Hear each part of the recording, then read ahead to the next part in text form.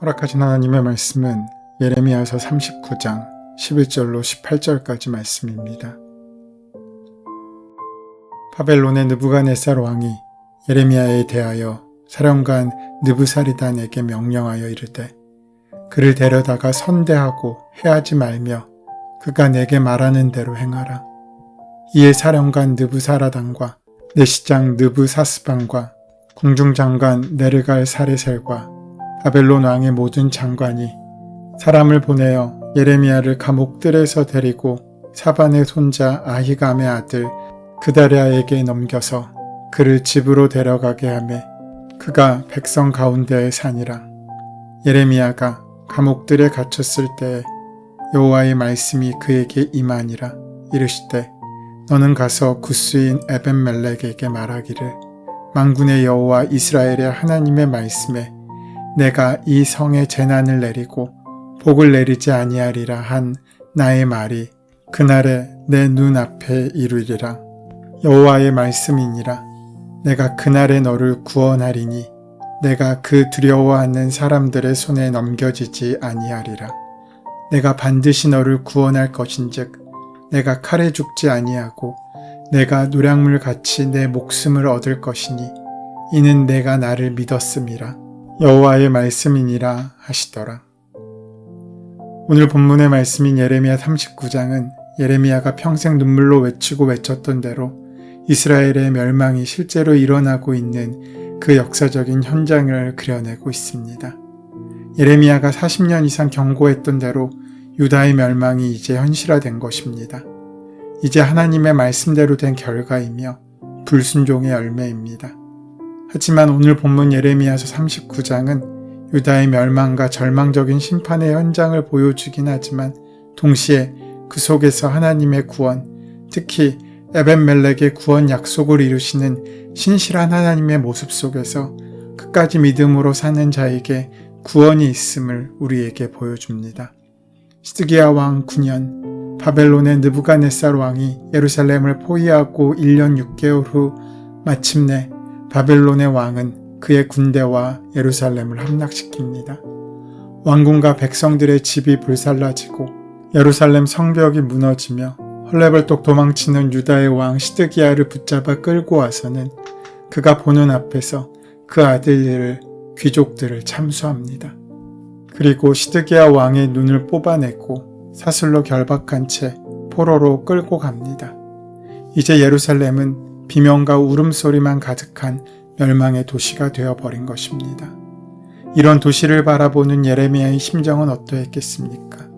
청춘을 바쳐 품고 사랑했던 이 민족과 나라의 멸망을 이제는 어느덧 늙은 노인이 되어 바라보면서 그는 깊은 회한에 빠졌을 것입니다. 흐르는 눈물이 멈추지 않았을 것입니다. 그런데 지금 이스라엘 백성만이 아니라 우리 인생도 이처럼 슬픈 인생이 아닐지 우리는 돌아봐야 합니다. 제 아무리 발버둥 쳐봐도 있는 힘을 부려가며 악착같이 또 치열하게 몸부림친다 한들 종국에는 모두가 다 그렇게 슬픈 인생으로 마침표를 찍는 것은 아닌지 우리는 생각해 봐야 합니다. 그런데 흥미로운 것은 시드기야의 아들들과 측근들은 죽고 두 눈이 뽑혀 바벨론으로 끌려가고 예루살렘을 짓밟고 희죽거리며 잔인한 살상을 일삼던 바벨론의 느부갓네살 왕이 무슨 영문인지 그때만 해도 감옥들의 죄수로 갇혀있던 예레미야를 석방하여 줍니다. 그것도 아무런 조건 없이 말입니다. 예레미야는 갇혀있던 감옥에서 석방되고 원하는 곳에 살도록 선처를 받습니다.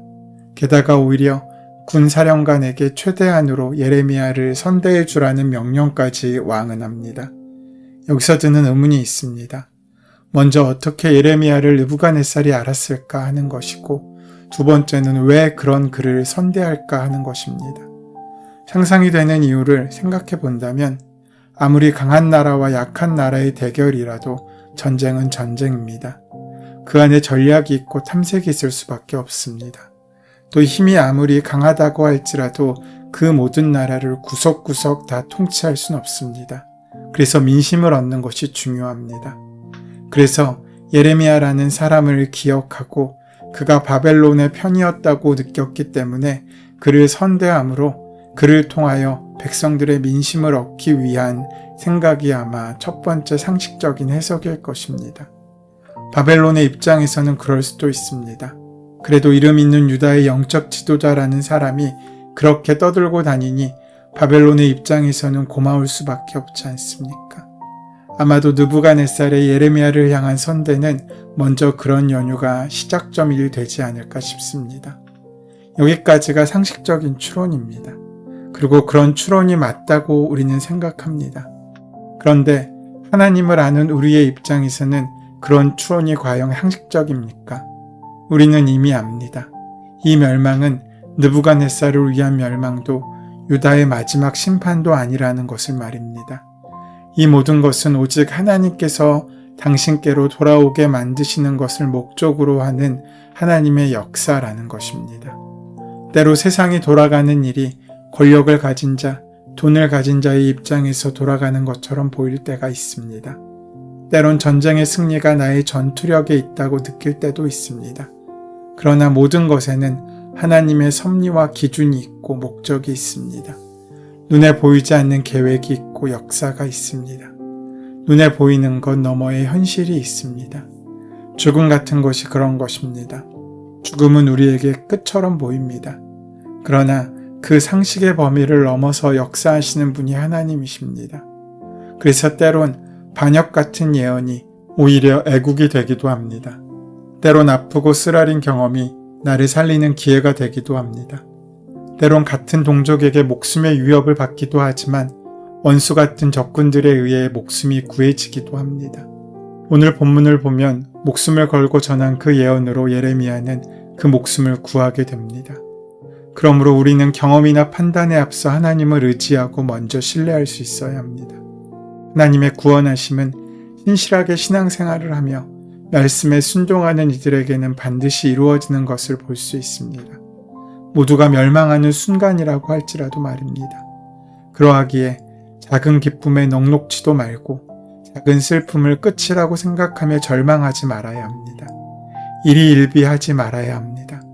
우리의 모든 역사는 그저 하나님의 손에 달려 있습니다. 우리는 그러기에 하나님만 붙잡으면 됩니다. 그분의 손이 이끄시는 한 우리의 절망이 새로운 기회가 되기도 하고 우리의 슬픔이 약이 되기도 합니다. 예레미야는 그렇게 석방되어 나와 이후에 유다의 총독이 될 그다랴의 집에서 보호를 받게 되는데 그다랴의 아버지 아히감도 예레미야의 생명을 보호해 준 적이 있는 인물이었습니다. 그렇다면 이렇게 예레미야가 선대를 받고 대접을 받은 까닭이 어디 있겠습니까? 우리는 예레미야는 하나님께 말씀을 받고 그 말씀을 전한 예언자이어서 하나님께서 특별히 기억하시고 선대받는 것이라 생각할 수 있습니다. 평범한 우리와는 다른 기준이 적용된다고 생각합니다. 하지만 하나님은 특별한 사람만을 기억하시는 것이 아니라 믿음의 사람을 기억하십니다. 그가 바로 굿 사람 에벤멜렉입니다. 에벤멜렉을 하나님이 기억하셨습니다. 에벤멜렉은 38장에서 예레미야가 진흙구덩이에 빠져 그 목숨이 경각에 달렸을 때 그를 구해주었던 인물입니다. 에벤멜렉이라는 이름을 풀어보면 에베드, 종이라는 말과 멜렉, 왕이라는 뜻을 갖고 있습니다. 그러니까 우리말로 그 의미를 보면 왕의 종이라고 할 수 있습니다. 이것이 실제 인물의 이름이었는지 혹은 그의 직책을 말하는 것인지는 확실하지 않습니다. 다만 분명한 것은 그가 그 이름처럼 인간이 아닌 하나님을 왕으로 삼아 실천했던 인물이라는 것입니다. 그는 모두가 예스라고 말할 때 오직 혼자 노라고 말한 인물입니다. 진리를 위해서, 옳음을 위해서는 죽음을 각오했다는 것입니다. 그가 죽음을 각오한 데에는 믿음이 있었습니다. 하나님의 계획, 하나님의 뜻에는 반드시 그 믿음이 필요합니다. 믿음이 없는 순종은 없습니다. 만약 믿음이 배제된 순종이라면 그것은 하나님의 뜻에 순종하는 것이 아니라 자신의 경험과 생각에 순종하는 것입니다. 내가 보기에 옳은 것을 쫓는 것은 믿음의 행동이 아니라 경험의 행동입니다. 믿음의 행동은 그래서 위험하기도 합니다. 때로 내 생각과 하나님의 뜻이 다를 경우가 있기 때문입니다. 그래서 믿음의 순종은 때론 앞이 보이지 않기도 합니다. 그러나 우리가 보는 것은 앞에 어떤 일이 있을지가 아니라 우리를 이끄시는 하나님입니다. 그것을 보는 것이 믿음입니다. 에벤멜렉은 그 하나님께 순종했습니다. 그리고 하나님은 그에게 복을 내리십니다. 그 복은 두려워하는 사람들의 손에 들어가지 않는 것입니다. 이 말씀이 정말 중요합니다. 우리가 하나님 앞에 온전히 순종하지 못하는 이유가 무엇입니까? 두렵기 때문입니다. 우리가 주님의 뜻보다 나의 뜻을 더 중요하게 생각하는 이유가 무엇입니까? 그것이 더 나아 보여서나 그렇게 하고 싶어서가 아니라 나의 뜻보다 주님을 따르는 것이 훨씬 더 두려운 일이기 때문입니다. 우리 안에 순종이 방해받기 시작하는 것은 우리 안에 두려움이 생기는 순간에서부터입니다. 그래서 하나님은 말씀을 통해 수없이 우리에게 두려워하지 말라라고 말씀하십니다.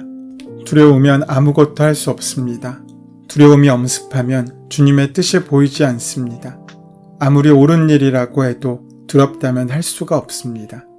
그러기에 진짜 믿음은 하나님을 신뢰함으로 두려움을 떨쳐버리는 것입니다. 에벤멜렉은 두려움이 아닌 믿음으로 살았던 사람입니다. 바벨론의 군대가 매섭게 몰아치던 그때에도, 왕은 사로잡히고 세력가들은 죽임을 당하는 그때에도, 그 누구도 생명을 장담하지 못할 위험천만한 상황에서도 하나님께서는 지금 이방인인 에벤멜렉을 구원하시겠다고 약속하셨던 그 말씀을 지키시겠다고 하십니다. 그 한 영혼을 구원함을 통해서 세상에 하나님 자신을 경외하는 자는 이방인이건 유대인이건 그 누구라도 구원하실 것임을 말씀하고 있으신 것입니다. 늘 예레미야를 보호하느라 이스라엘 세력자들에게 위협을 당하고 박해를 당했던 에벤멜렉은 사방의 두려움 속에서 살지 않았겠습니까? 그러나 사람을 두려워하기보다 하나님을 두려워했던 에벤멜렉은 사람이 주는 두려움을 극복하고 끝까지 예레미야를 돕는 자의 자리를 지켰습니다. 모두가 예레미야를 핍박하고 죽이려 할 때 유일하게 예레미야가 전한 말씀을 마음에 새겨두었던 사람, 예레미야를 살리기 위해 있는 힘을 다했던 사람, 에벤멜렉에게 전할 말씀이 하나님은 있으셨습니다. 그래서 하나님께서는 예레미야가 감옥들에 아직 갇혀 있을 때, 아직 바벨론의 왕으로부터 풀려나기 전에 에벤멜렉에게 전하라고 하신 말씀을 먼저 주신 것입니다. 그래서 석방하자마자 예레미야는 에벤멜렉을 찾아가 구원의 말씀을 전합니다. 에벤멜렉의 이야기는 하나님을 믿고 행동하는 것이 얼마나 중요한 것인지를 보여주며 우리는 하나님의 말씀을 듣고 순종하는 삶을 살아야 할 것을 강조합니다. 하나님의 말씀은 반드시 이루어지며 심판의 날은 오지만 구원의 날도 함께 옴을 증언하고 있는 말씀입니다. 누구나 보이지 않는 말씀에 순종한다는 것은 결코 쉬운 일이 아닙니다. 두렵고 무서운 것은 지극히 당연한 일입니다. 한 치 앞도 보이지 않는 길에 발걸음을 내딛는 것은 생각보다 쉽지 않습니다. 보여줄 땅이 어딘지도 알려주지 않고 무조건 떠나라는 말씀은 순종하기 어려운 말씀입니다. 우리에게는 그렇게 순종하지 못할 다양한 이유들이 있습니다. 그럼에도 불구하고 믿고 따르는 순수한 믿음의 사람에게 오늘 하나님은 말씀하십니다. 내가 반드시 너를 구원할 것인즉. 그러하기에 신실하게 믿는 사람은 세상 가운데 손해를 감수합니다. 개인주의와 이기심이 가득한 세상에서 스스로를 희생하고 스스로 낮아지며 스스로 십자가를 지는 것은 정말 믿음 아니면 불가능하게 보입니다. 신실하지도 뜨겁지도 않은 우리의 신앙으로 살아가다 보니 늘 세상은 버겁고 힘겨운 것입니다. 그러나 신실하게 뜨겁지는 못하더라도 하나님의 약속의 말씀을 믿고 용기 있는 한 걸음을 걸어본다면 우리는 에벤멜렉이 받았던 그 은혜와 그 구원의 역사를 함께 만나고 누릴 수 있게 될 것입니다. 하나님의 말씀에 순종하지 않았던 시드기야는 왕의 자리에 있었지만 결국 유다 역사의 가장 비참한 왕이 되고 말았습니다. 하지만 그 와중에도 하나님을 신뢰하고 순종의 용기를 드러냈던 사람 에벤멜렉은 이 멸망이 들어온 시기에 하나님께서 기억하신 바 되었습니다. 온갖 박해와 두려움 속에서도 끝까지 하나님의 말씀을 전했던 예레미야와 함께 말입니다. 이 얼마나 큰 축복이며 은혜입니까? 오늘 하나님의 말씀에 순종하는 아주 작은 행위조차도 하나님께서는 잊지 않으십니다. 그 하나님의 신실하심에 의지하여 순종함으로 하나님이 주시는 복과 은혜를 누리는 귀한 하루가 되시기를 소원하고 축원합니다. 은혜의 주님, 저희가 하나님께 드리는 모든 믿음의 순종을 하나님께서 기억하시니 감사합니다. 하나님께서 우리와 함께 하심을 기억하고 주신 말씀에 순종하는 삶을 살 수 있도록 동행하시고 함께하여 주시옵소서. 예수님의 이름으로 기도드립니다. 아멘. 이제 오늘 이 아침 우리에게 허락하신 본문의 말씀이 지금 나에게 주시는 하나님의 음성으로 만나지기 위하여 본문의 말씀을 깊이 묵상하시고 함께 기도하는 시간 가지도록 하겠습니다. 함께 기도합니다.